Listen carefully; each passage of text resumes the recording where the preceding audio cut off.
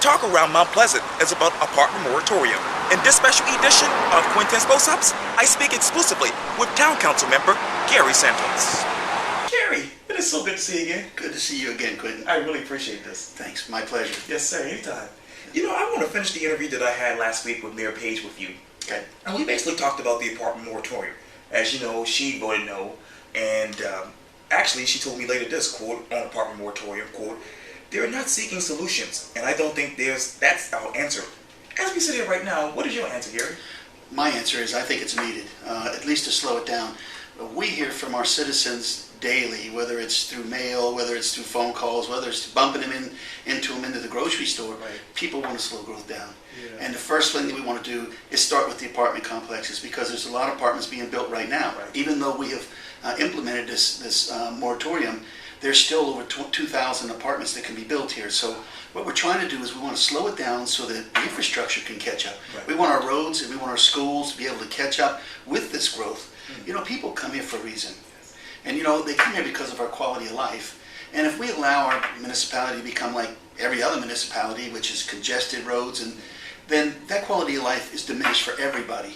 And so we have to make sure as elected officials that we do things that try and keep the quality of life to where it should be. And so certainly some of these issues that we're working on right now, I think will help. You know, with the growth management plan where we did away with bonus densities, right. Now we've put a moratorium on the apartments. We are doing some measures that will slow it down, and the citizens will see that, because at the end of the day, that's what they elect us to do.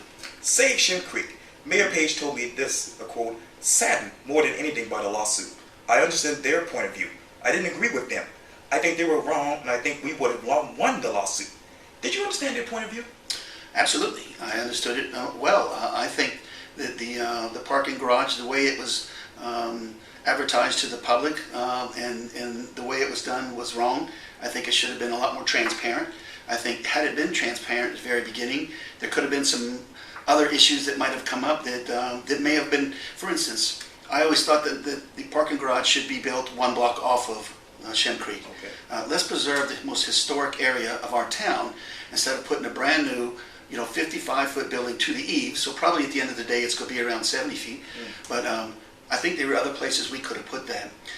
I'm proud of them for challenging it. I mean, listen, that's what we do here in a democracy. Citizens tell us about things or complain about things, and it's up to us to take a look at it and see. And I think that's what they were doing.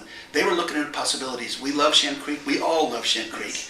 And the key is we're just trying to do what we can to make it and preserve it to where the quality of life for our kids, for our grandkids, for our visitors, are what we had when we grew up here.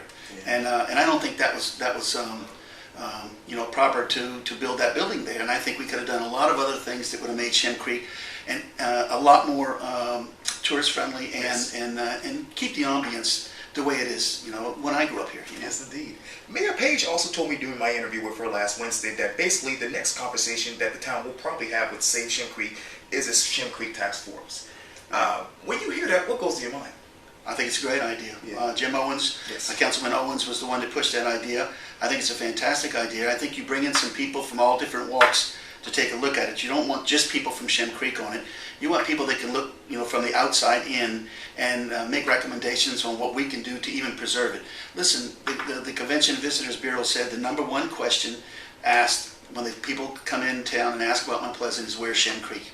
They want to come here. They want to enjoy our restaurants and our seafoods and enjoy seeing the dolphins swimming in the water and things like that. So we need to preserve that. And a task force, I think, will give us that opportunity to hear other people's opinions on which way we should move in order to continue keeping the ambience of the creek the way it is. And another task force that's being actually developed right now is for attainable housing.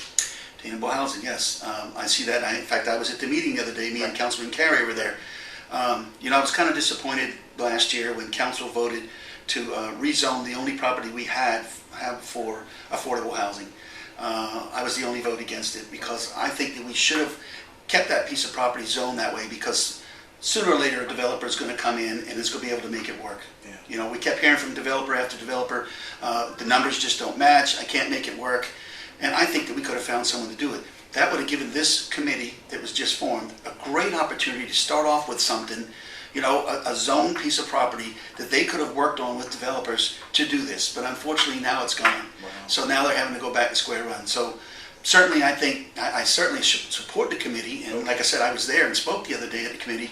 But I think we should have kept that property. I think it should have remained zoned for, workforce housing. And I just think that's important. That we have that in the community, because we need our fire department and our policemen and folks like that to be able to live here. Sure. And we want to make it that way because it's very important to me. Yes, indeed. And then, well, there's one thing that you all can get along with, and that is the new fishing market. Absolutely. I'm kind of torn a little bit because we have Mount Pleasant Seafoods down there, and they sell. They're a brick and mortar and they sell. And Ryle's been a tremendous asset to Mount Pleasant, providing fresh oysters and fresh fish and crabs and things. I would have the captain of the Carnival vessel would ask me if I can get some oysters or some crab legs, and I would come over to Ryle and get it because he always had very fresh seafood. So hopefully this is not going to affect him. Hopefully he'll even be able to put a stand up there at the seafood market as well. So really it's great for the citizens around here. They'll have an opportunity to get some good seafood, fresh seafood, and hopefully it'll be good for all the businesses, including Mount Pleasant Seafood. That's awesome. Well, Councilman Gary Santos, it's always good talking to you. Thank you so much. I can't shake your hands because I'm sick, but thanks always. I appreciate that.